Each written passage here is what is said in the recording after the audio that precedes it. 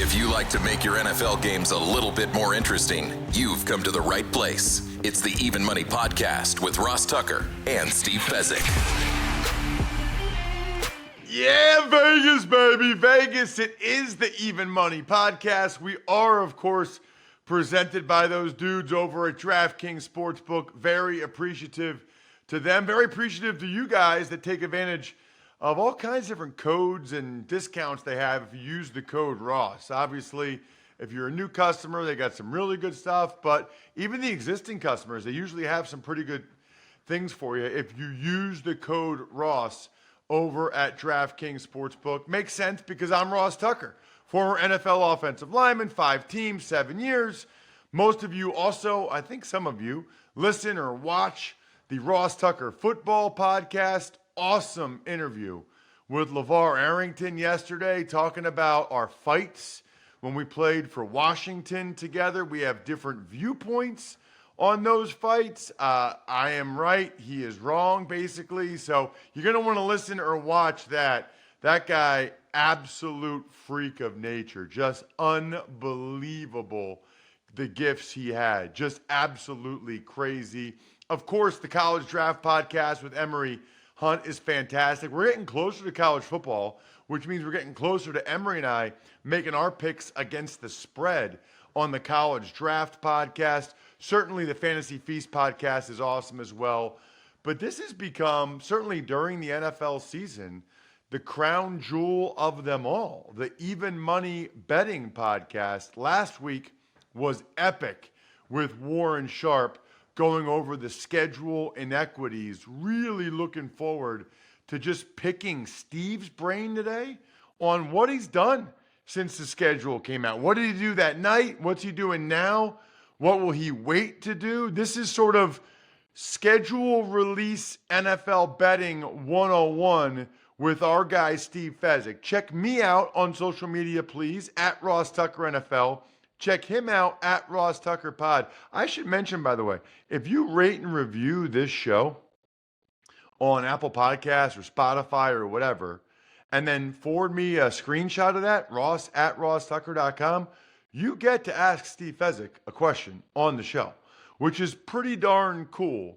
Or if you just take advantage of a sponsor like DraftKings or like Omaha Steaks or whatever, you can do that as well. You can watch us youtube.com/RossTuckerNFL and follow Steve on social media at Fezzik Sports and only at Fezzik Sports. All right, Steve, I got a lot for you after last week's episode with Warren, because that was primarily Warren talking. Now, I guess I want your reaction to that. So I guess the first thing I'll say is this. Warren's research, the rest advantage, disadvantage metrics. How much stock do you put into it? How much value do you put into it? How much action do you take as a result of it? So I use it as motivation to get down when I see a bet I was looking possibly to make already. So example, the 49ers. So Warren talked about tremendous rest disadvantage for the Niners, like to the tune of minus 21 days versus their opponents, have to face 4 opponents off of their bye weeks. Well, basic strategy, I'm always looking to fade the Super Bowl loser, the Super Bowl hangover team anyways. So that puts me over the edge. Got to play me some 49ers under unseasoned wins, under 11.5 wins. So that was the very first reaction I had to this schedule inequity. What's interesting is you can have an advantage in the schedule, but there's other factors. So you look at Baltimore, maybe they have an advantageous rest schedule, but their O-line has been decimated with changes. And if there's one thing I've learned in the NFL, and Ross, you can speak to this, continuity of an O-line, critically important, right? Absolutely. I cannot stress that enough, how valuable continuity and chemistry is, because you're working in concert with one of the guys next to you almost every play. So if that guy is new, you're not going to mesh as well as you would with someone that you've worked with for years. And I go back to the movie The Longest Yard, the original. Burt Reynolds gets sacked on a blitz, and he turns, in this case, it's not the O-line, but the running back, and he's like, whose responsibility is it to pick up the middle linebacker when he blitzes? And the dude says, it's my responsibility. And Reynolds is like, that's right. Pick him up next time.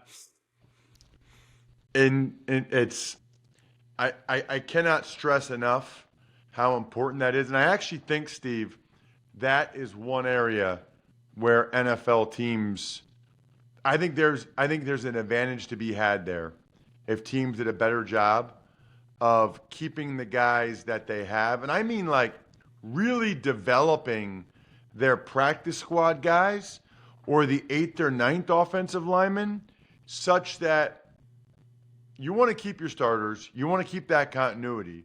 But if something happens and the guy just gets crazy money somewhere else, which, by the way, you shouldn't allow to happen, you should sign the guys you want to keep early, like the Eagles did with Landon Dickerson and Jordan Mailata. But let's just say the guy leaves. You want the guy that you plug in there, ideally to be a guy that's been around for a couple of years, so he's doing the same techniques that the offensive line coach has been teaching. The guys that he'll play next to are familiar with him. They haven't played as much with him, but they've taken some reps with him. They know he knows what he's doing. They know he's going to be doing the same thing the guy before was doing because that's what the coach wants them to do, as opposed to some guy that comes in from somewhere else and is doing something totally different. And as a journeyman, a guy who was with a lot of teams, that was probably a challenge you faced with all the different teams you were with, right? 1,000%, yeah. So I would love, I told this story recently. No, you know what? I wrote about it in my column for the 33rd team. After my rookie year, Steve, with Washington, Marty Schottenheimer sat me down. You have like an exit meeting with your coaches.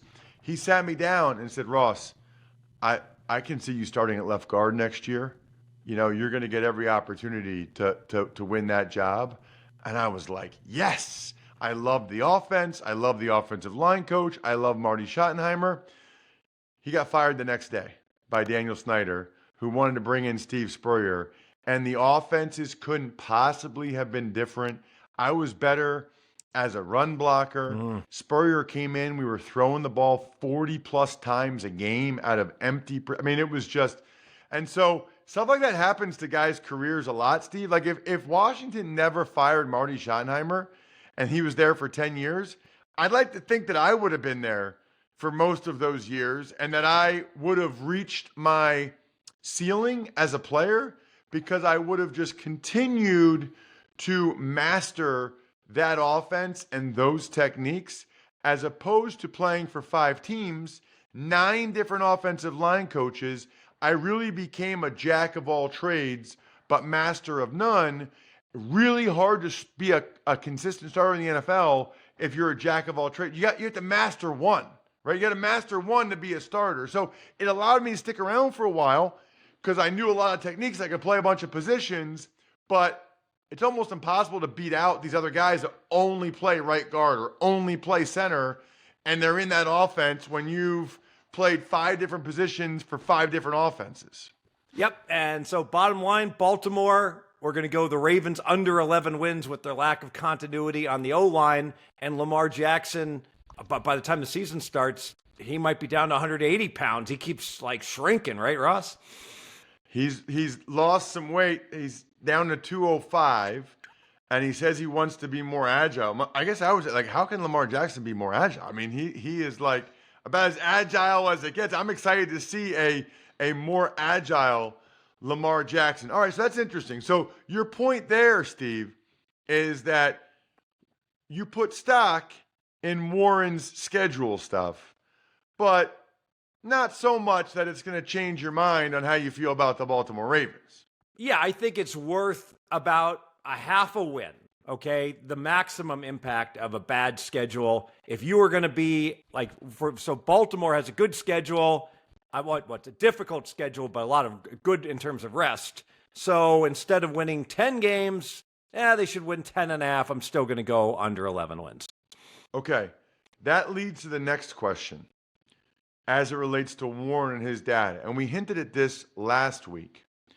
Seems to me, Steve, like it's a lot more relevant for those specific games where a team is at a disadvantage of 3 days rest or more, and the data Warren had, than the season win totals. In other words, I don't know that I'm really changing my opinion on the season win total stuff based on what Warren said, but based on his data, some of those games now, I need to like circle some of those games for when you and I are making our picks every week during the season. And I need to remember, okay, this is one of those 3+ rest disadvantage games Warren was talking about back in May.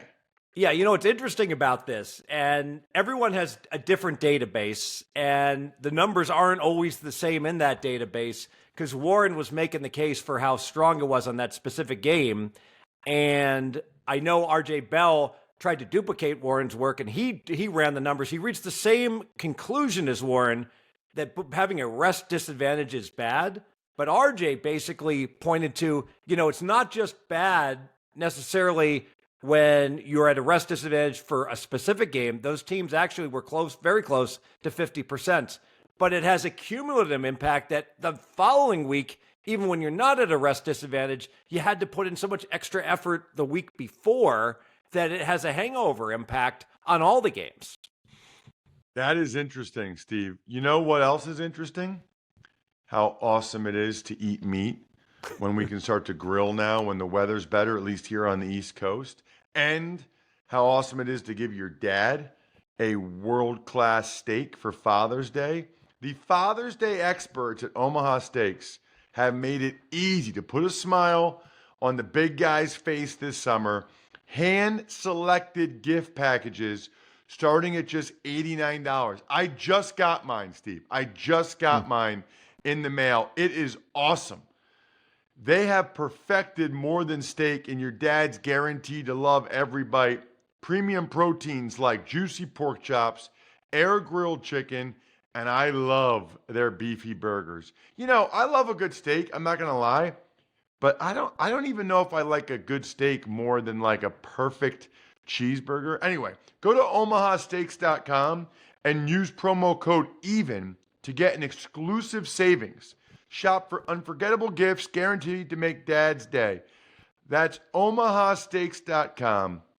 Promo code EVEN at checkout to save on exclusive packages starting at just $89. Of course, Steve, as you know all too well, you got to have something delicious to wash it down. That's something delicious for me, Labatt Blue Light.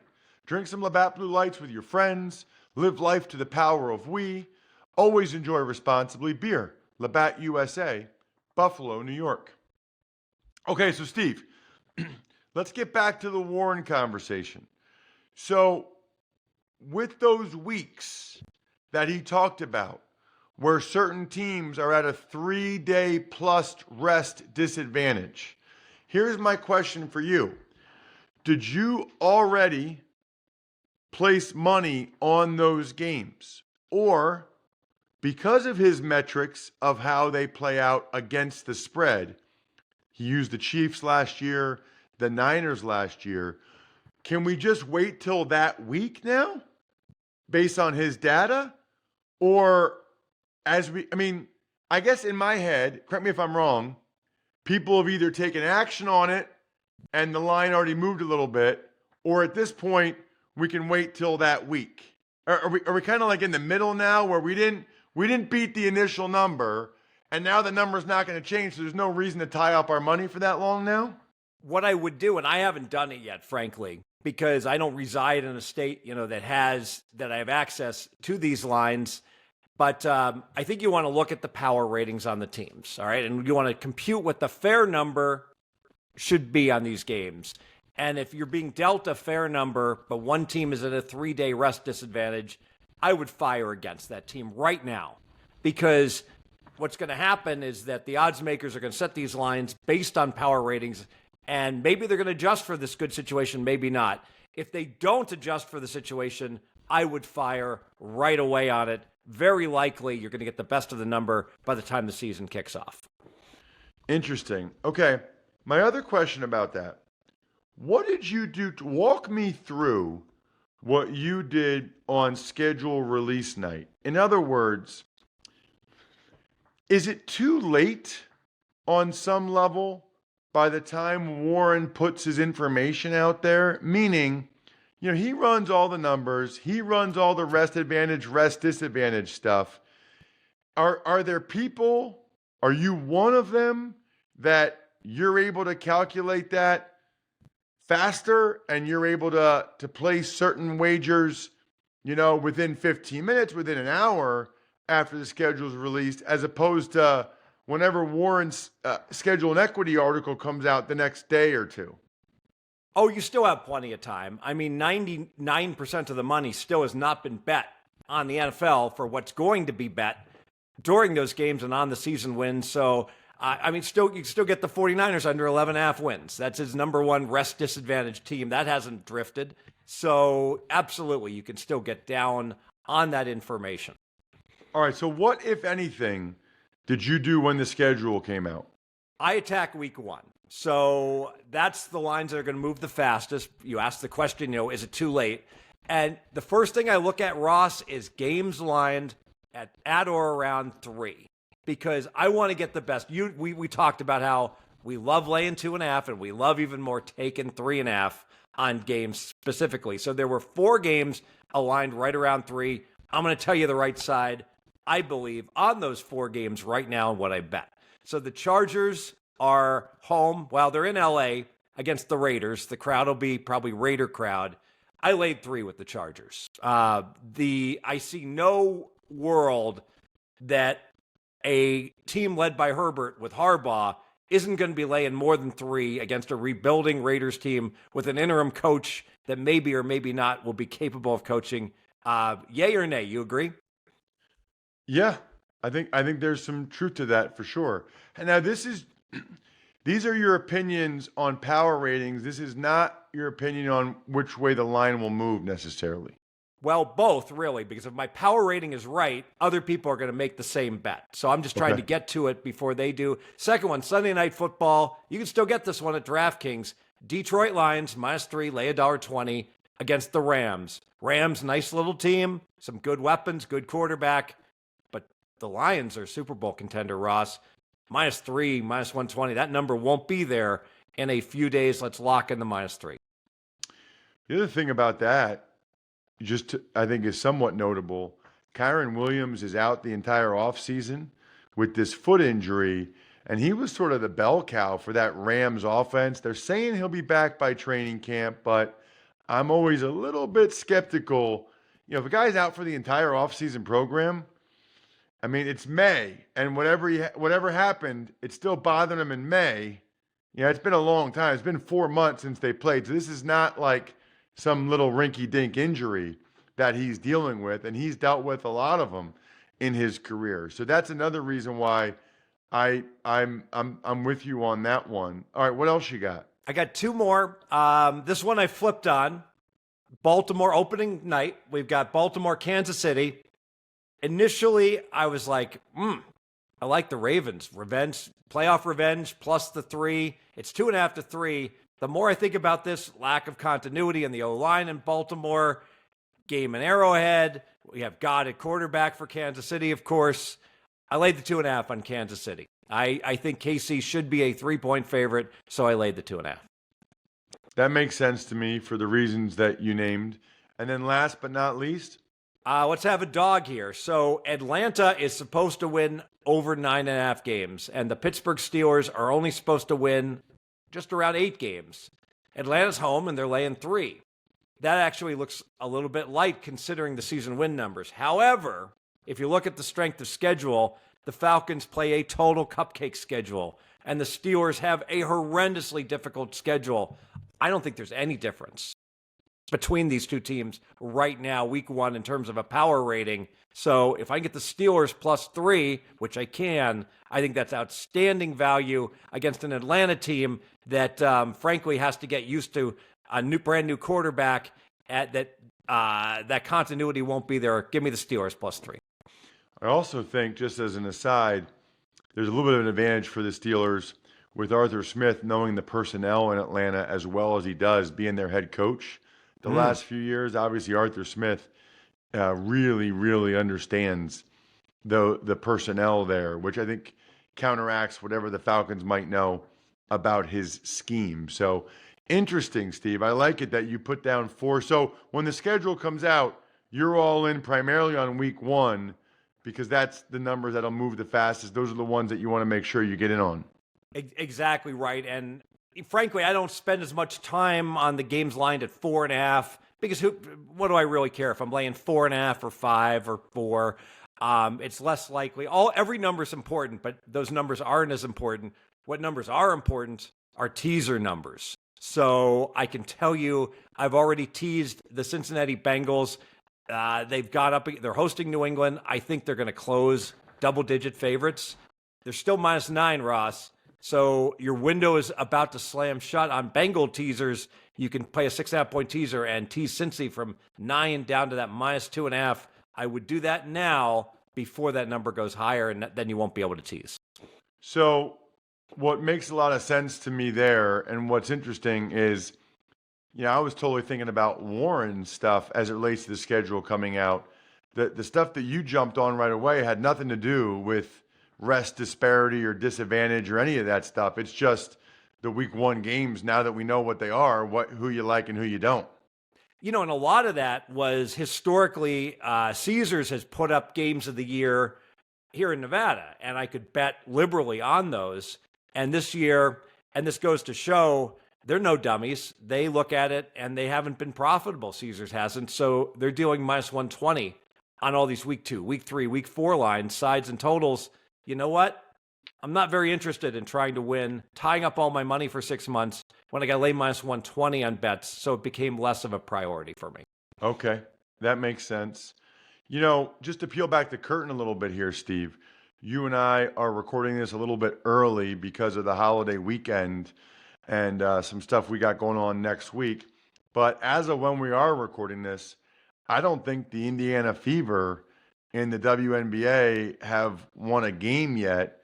You were all over this, Steve, all over their under-season win total, all over betting against them. I mean, so far, so good for sure. Yeah, so the Fever last year, 13-27. Nice story with Caitlin Clark, and great that more money, more viewers are coming to the WNBA. But it's not going to be a very good story if Indiana only wins 8 games this year. So I actually have a theory that behind closed doors, there's meetings going on, and there's discussion of the league about, hey, let's get some very favorable referees that maybe, and assign them to Indiana Fever games that will match, not that they're biased against the Fever, but we'll find refs that maybe call the games that would favor the Fever's way of playing. The bottom line, it's going to be a league embarrassment. Not a league embarrassment, but it's going to hurt the popularity if the Fever go 7-33, which they shouldn't do. So I would be looking to bet on the Fever going forward because I think they're going to get some favorable calls here and help them get a few wins. These stadiums are all sold out. They moved some of these games from smaller venues to bigger venues. That's not going to play well if the Fever are 2-12 as we approach the Olympics.